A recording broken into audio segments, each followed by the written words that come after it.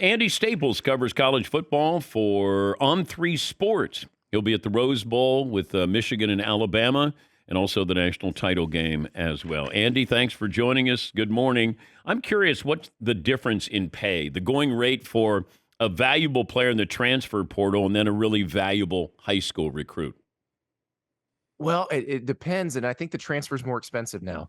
I think a transfer quarterback who's going to make a difference, a transfer defensive tackle, offensive lineman, you could be into seven figures, low seven figures. I think only the very top of the high school quarterback market reaches that level. Other than that, it's lower, and the transfers have become more expensive than the high school players as they've gone on because the coaches realize, okay, these guys are making business decisions. They're here. They want to get to the NFL. The high school players are more of a crapshoot. Would you rather win National Signing Day or Transfer Portal Day? At this point, I still rather win National Signing Day, and I'll tell you why. I don't think you can get the quality big guys unless you get them out of high school. We had Kirby Smart on my show yesterday, and he just keeps winning at Georgia because when you look at, like, he brought in double-digit offensive and defensive linemen out of the high school ranks. These guys are monsters. They're like 6'7", 370 pounds, 6'7", 345. Like, I don't even know how humans have gotten this big, but these are monsters who can move. And you know what? They may not all start at Georgia. Some of them may transfer out and go play somewhere else. But the ones who succeed, who beat out all the other ones that they already have and start at Georgia, are probably going to be better than everybody else's. And that's why they keep winning. We brought this up yesterday, just sort of speculation, or maybe the possibility, hypothetical. Could you see Kirby Smart wanting to coach the Atlanta Falcons? I was getting New England Patriots because he comes off the Saban tree, which is effectively the Belichick tree. I don't see it. He's a South Georgia guy, but I think he's good where he is. He knows that one of the things he's really good at is recruiting, is evaluating, doing what he did yesterday, getting that number one signing class. I've never gotten the sense that he has that itch to coach in the NFL. I think he likes where he's at. But when you mention it, I kind of like that. I think Patriots more than Falcons. Okay. Though I cannot imagine the culture shock of him trying to live in New England versus living in Georgia. Give me the programs you think overachieved yesterday.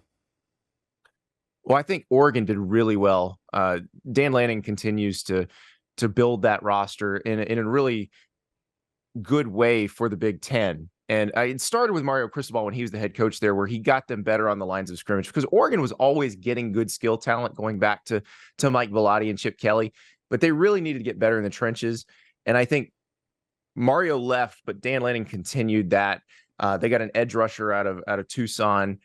His last name is Rushing, so it's a perfectly aptly named.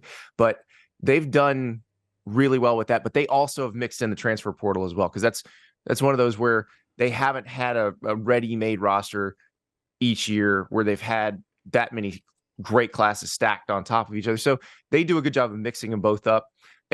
Florida State lost their biggest recruit to Georgia, but if you look at it, they actually have a deeper, more quality class than they've had in about 10 years. And that's something, when Jimbo Fisher left, it was kind of a mess.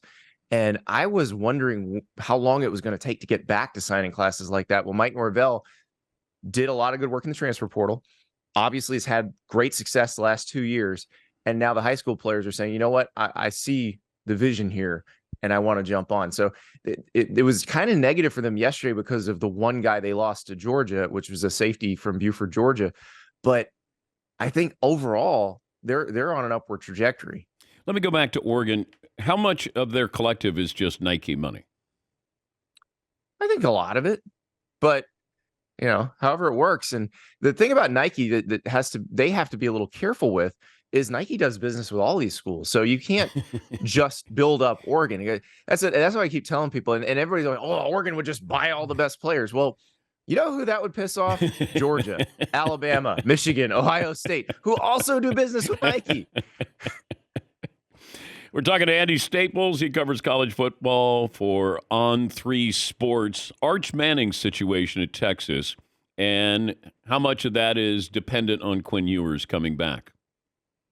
Well, I think he's going to be the backup there, and I never got the sense from Arch that it was a play immediately kind of thing, or even a play within the first 2 years as the starter kind of thing. He's the backup right now. If Quinn Ewers decides to stay, I think the plan would be for Arch to take over. And the other thing is, Quinn Ewers has been knocked out each of the last 2 seasons from multiple games. So if you're backing up Quinn Ewers, there's a very good chance you're going to be the starter at some point. And Dan, I know you've met a lot of quarterbacks. You know how they think. Once I'm in there, I ain't giving it back. The NCAA and Jim Harbaugh, where are we? So this is essentially the Jim Tressel case from 12 years ago. The only thing that's changed is everything else around it, because basically what they got Jim Harbaugh on is not telling the truth to the NCAA.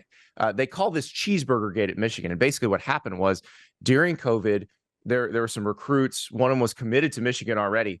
They drove to campus on their own dime, just wanted to look around, but schools were not supposed to have any recruits on campus, whether they were unofficial visits, official, didn't matter. You weren't supposed to have anybody at that time.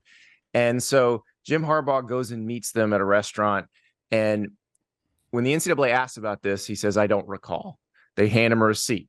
Do you recall now? I don't recall. And so they're saying he was providing misleading information to the investigators, which is exactly what they got Jim Tressel for. The difference is in 2011, Ohio State forced Jim Tressel out because people were still like, oh my goodness, he committed an NCAA violation. And now we're like, who cares? Michigan's thing is, we're more worried about Jim Harbaugh going to the NFL. We would like to keep him. But here's the interesting part. Remember, they were going to do a negotiated, basically a plea bargain, where Jim Harbaugh was going to be suspended for 4 games. That got rejected by the Committee on Infractions. Michigan then self-imposed 3 games. So we already know they want more than 4 games as a suspension. And I don't think they're going to tack on those 3 that he got for the Connor Stallion signal stealing stuff at the end of the season. I don't think that gets tacked on because that's a separate NCAA investigation. So yeah, I think there's more suspension coming from the NCAA once all this gets settled. But Michigan's not going to cave and fire him, I don't think, the way Ohio State caved and fired Jim Tressel. Okay, but is Harbaugh now more likely to try to go to the NFL again than sit around and wait for these, whatever sanctions are going to happen or penalties? I think he's going to try to go to the NFL anyway, Dan, because I think he's wanted to.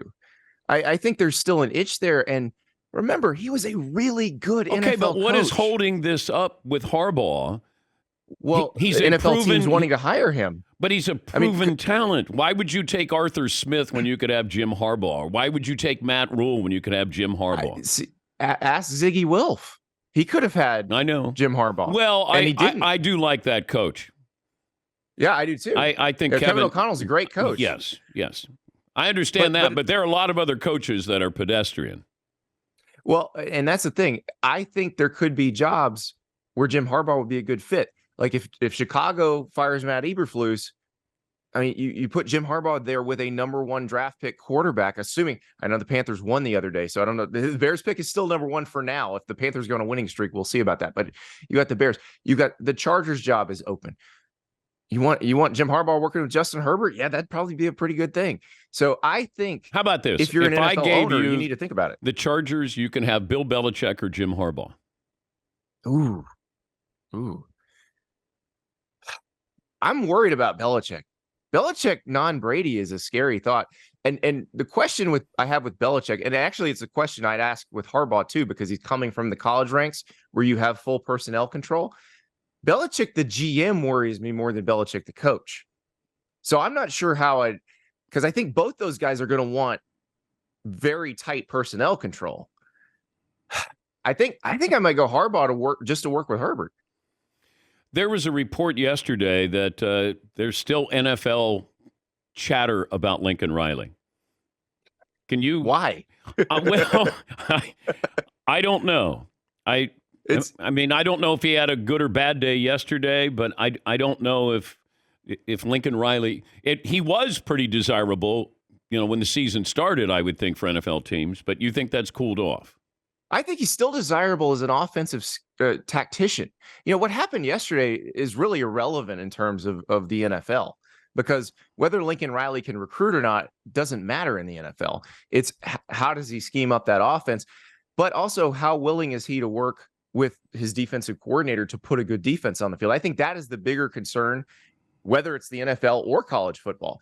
Lincoln Riley has yet to show that he can have a program that has a good defense, that he can practice in a way that allows the defense to also get what it needs, that he can hire a defensive coordinator who can put a dominant defense on the field. Those are all things that Lincoln Riley needs to prove. And those would be issues in the NFL, and they are issues at USC right now. Great to talk to you, Andy. Happy holidays to you and the family, and thanks for joining us as always. Thank you, Dan. That's Andy Staples at On3 Sports.